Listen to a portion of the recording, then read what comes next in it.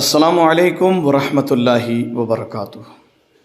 ایک کتا جس کی وجہ سے 40,000 لوگوں نے اسلام قبول کیا، آخر کیسے؟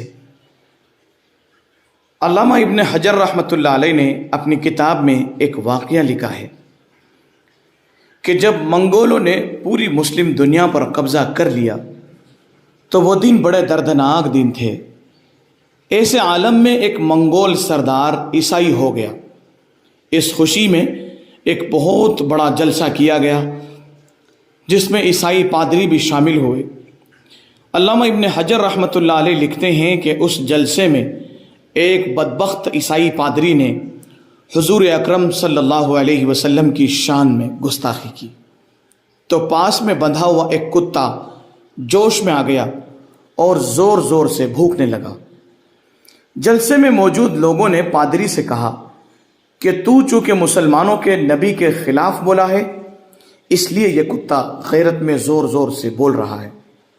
پادری نے جواب دیا کہ نہیں، یہ ویسے ہی بڑا غیرت مند ہے، چونکہ میں نے ہاتھ سے اس کی طرف اشارہ کیا تو یہ سمجھا کہ مجھے مارنے لگا ہے، اس وجہ سے یہ غیرت میں آیا اور بھونک رہا ہے۔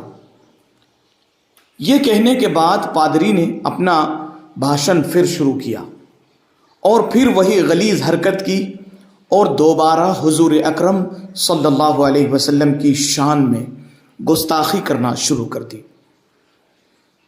علامہ ابن حجر رحمۃ اللہ علیہ لکھتے ہیں کہ اس بار کتا ایک دم رسی توڑ کر پادری کے اوپر جھپٹا اور شیر کی طرح اس پر حملہ آور ہوا اور اپنے دانت پادری کی گردن میں گاڑ دیے اور تب تک گاڑے رکھے جب تک کہ وہ پادری مر نہ گیا۔